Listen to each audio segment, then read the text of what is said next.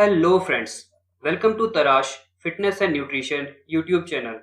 मेरा नाम विवेक है और आज हम करने जा रहे हैं back bending yoga sequence. Back bending आसनों के कई लाभ होते हैं।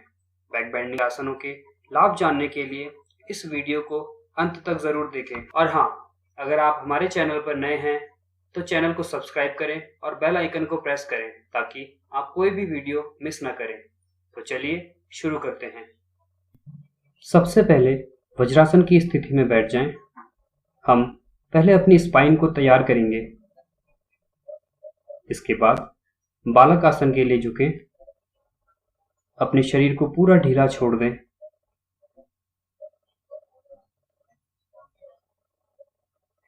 सांस लेते रहें और छोड़ते रहें, बिल्कुल शांत। इस पोज में कुछ देर हम रुकेंगे। इसके बाद शशांक आसन के लिए अपने पैरों को फैलाएं और धीरे धीरे अपने हाथों को सांस छोड़ते हुए आगे लेके जाएं। अपनी स्पाइन को पूरी तरह से खींचें।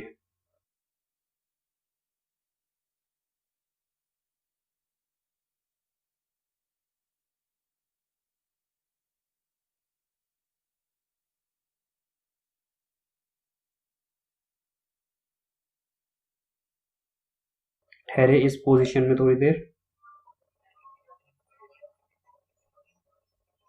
वापस आ जाएं।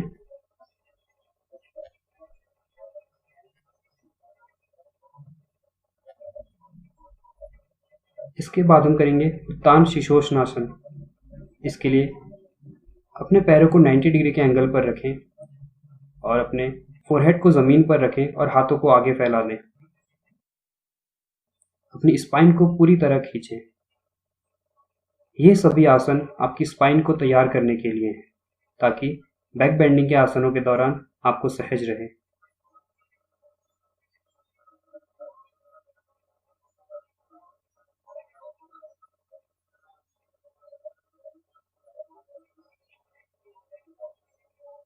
इसके बाद अगला आसन है cat and cow pose, Marjari और बितिलासन। सांस लेते हुए अपने पेल्विक को नीचे करें और सांस छोड़ते हुए अपनी कमर को ऊपर की तरफ उठाएं।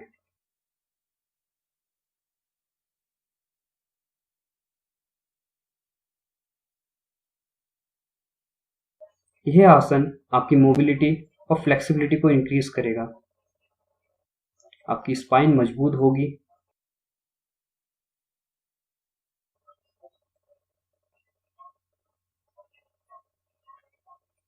सांस लेते हुए ऊपर और सांस छोड़ते हुए कमर को ऊपर करें।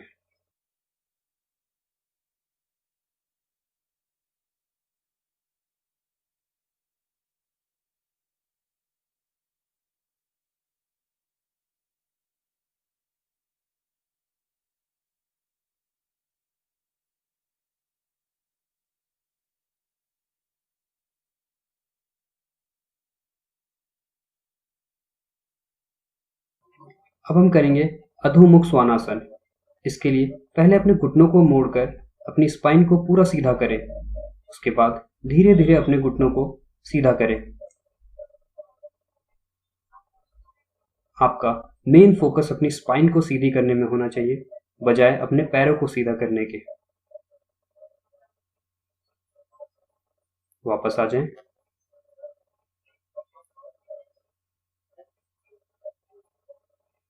बालक आसन में शांति से बैठ जाएं कुछ देर।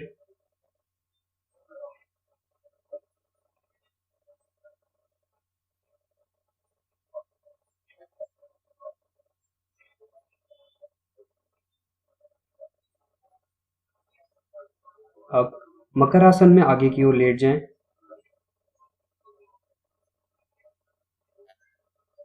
और रिलैक्स करें।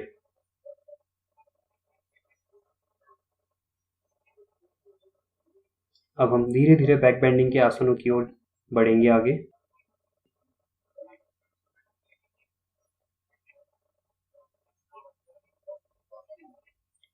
सबसे पहला आसन है सलभ आसन। इसके लिए अपने दोनों हाथों को अपनी थाइस के नीचे रखें। सांस लेते हुए अपने दोनों पैरों को ऊपर उठाएं आप मूल बंद लगाएं ताकि आपका पैर और ऊपर जाए, आपका चिन मैट के ऊपर रहे। धीरे से नीचे आ जाएं।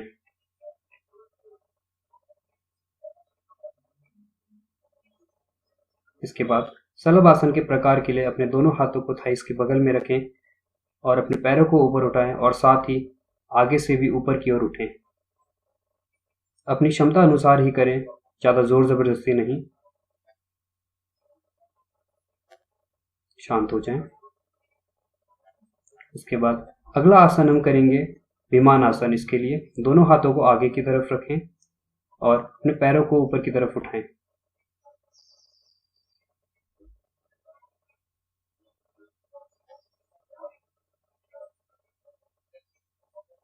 अब इसी के प्रकार के लिए सलभ आसन के प्रकार के लिए दोनों हाथों को पीछे इंटरलॉक करें और अपने पैरों और ऊपर से अपनी बॉडी को ऊपर की ओर उठाएं। वापस आ जाएं।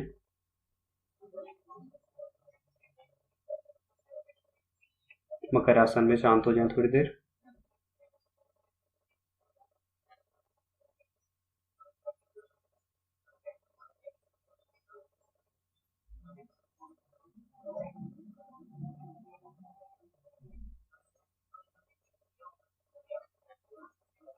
इसके बाद हम करेंगे ऊर्ध्व मुख स्वानासना। ये एक तरह से भुजंग आसन की तरह है, पर आज आप इसको अगर ध्यान से देखें तो इसमें जो है बॉडी जो है जमीन से ऊपर है। आपका पेल्विक पोर्शन जो है जमीन से ऊपर उठा हुआ है और आपके हाथ बिल्कुल सीधे हैं। आसमान की ओर देखें, धीरे से नीचे आ जाएं। मकर आसन में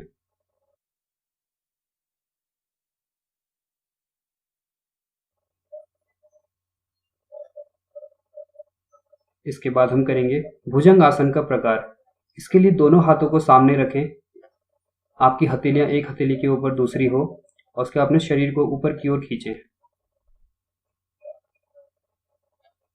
अगर आप सामने की ओर से देखेंगे जो ऊपर दिखाया जा रहा है तो आपकी हथेलियां बिल्कुल सीधी हैं और आपकी स्पाइन जो है ऊपर की ओर है और आपका सर जो है ऊपर की ओर है।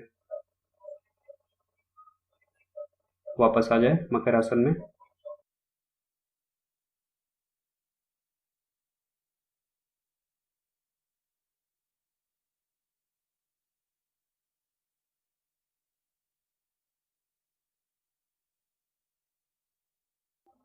उत्तान शीर्षोष्णासन के लिए अपने पैरों को 90 डिग्री के एंगल पर रखें और आगे की ओर झुकें। अपने शोल्डर्स को स्ट्रेच करें और अपनी स्पाइन को खींचें।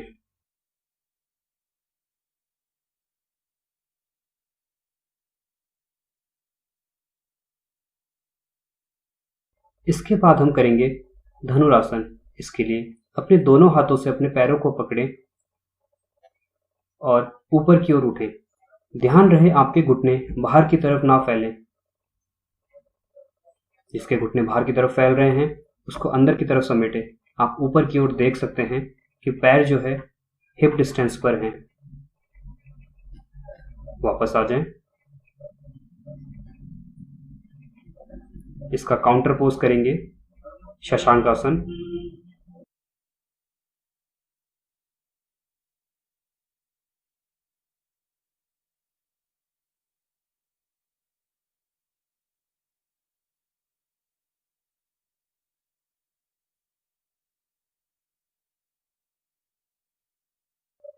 इसके बाद अगला आसन हम करेंगे उष्ट्रासन, कैमल पोज। इसके भी हम कुछ प्रकार करेंगे। तो सबसे पहले अपने कमर के ऊपर अपने हाथ रखें, दोनों हथेलियां रखें और पीछे की ओर झुकें। इसके बाद अपने दोनों हाथों को नीचे की ओर ले जाए अपने पैरों की तरफ और कमर को बैंड करते हुए अपनी छाती को उभारें।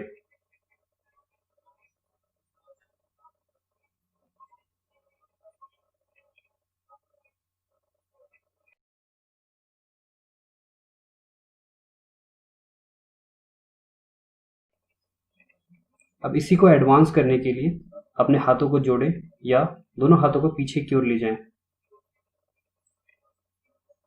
ये वही लोग करें जो उस कैमल पोज में सहज हैं।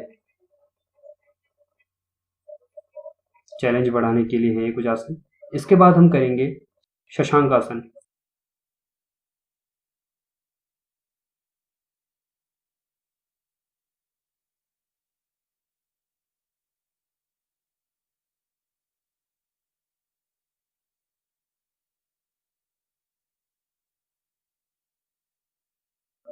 अब अगले आसनों के लिए किसी दीवार का सहारा लें।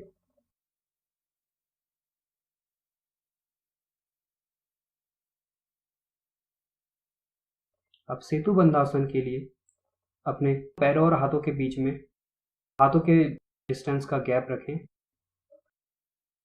अपनी बॉडी को ऊपर की ओर उठाएं। दोनों हाथों को इंटरलॉक करें ताकि आपके शोल्डर्स की भी एक्सरसाइज हो।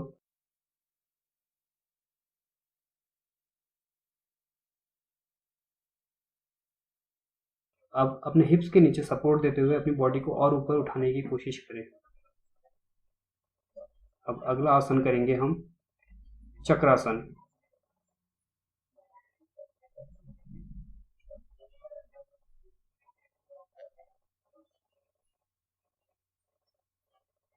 ये वही लोग करें जिनको लगता है कि वो कर सकते हैं।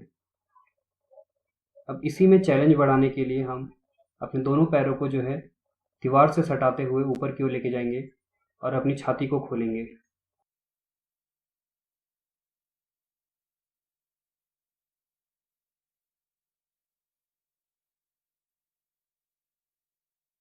काफ़ी चैलेंजिंग पोस्चर है ये। वापस आ जाएं। वापस आते हुए ध्यान रखें, धीरे धीरे आएँ। पहले अपने सर को लेके आएँ, फिर अपनी कमर को, और फिर लास्ट में अपने पैर को नीचे रखें। इसके बाद हम करेंगे अपानासन, ताकि जो भी कमर पे जोर पड़ा है वो सारा रिमूव हो जाए।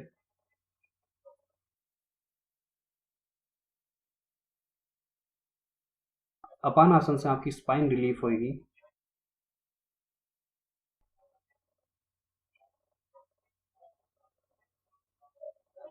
और जो ज़रूरी ध्यान रखने की बात है वो ये है कि कभी भी आप जब बैक बेंडिंग के आसन करें तो सीधा फॉरवर्ड बेंडिंग के आसन ना करें। उससे पहले कोई ना कोई एक ट्विस्ट ज़रूर करें।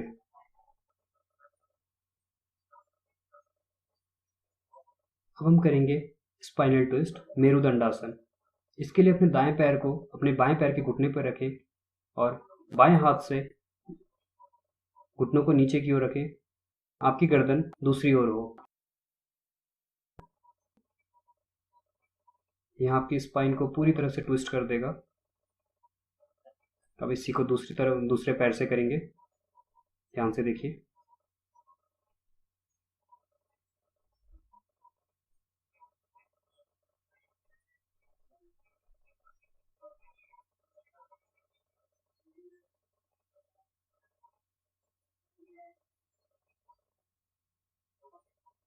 अब एक बार और अपान आसन करेंगे हम। अपने आप को टाइटली हग करें। अर्धअपान आसन के लिए अपने दाएं पैर को अपने छाती के पास रखें और बाएं पैर को सीधा करें। दूसरी ओर से करेंगे और अपने बाएं पैर को पकड़ें और दाहिने पैर को नीचे की ओर करें।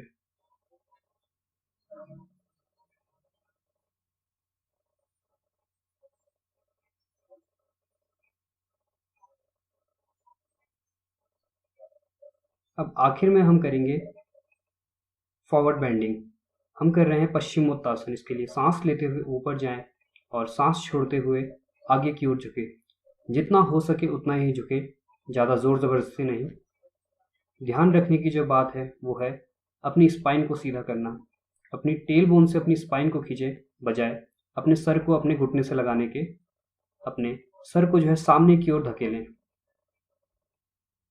वापस आ जाएं।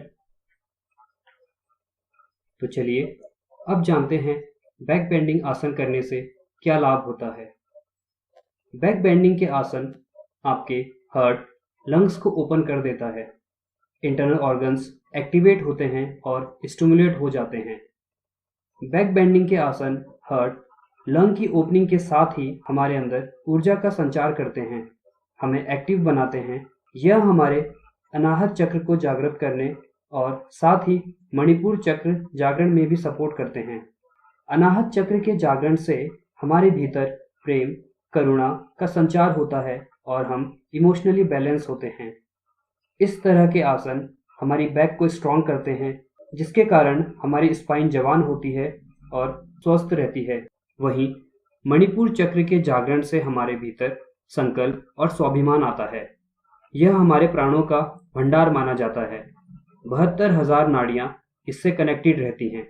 इस चक्र से जुड़ने से वैसा ही आराम मिलता है जैसा हमें माँ की कोख में मिलता है। एक असीम शांति का अनुभव हम मणिपुर चक्र के जागरण से आता है। आज की इस वीडियो में बस इतना ही। आशा करते हैं आपको हमारी वीडियो पसंद आई होगी।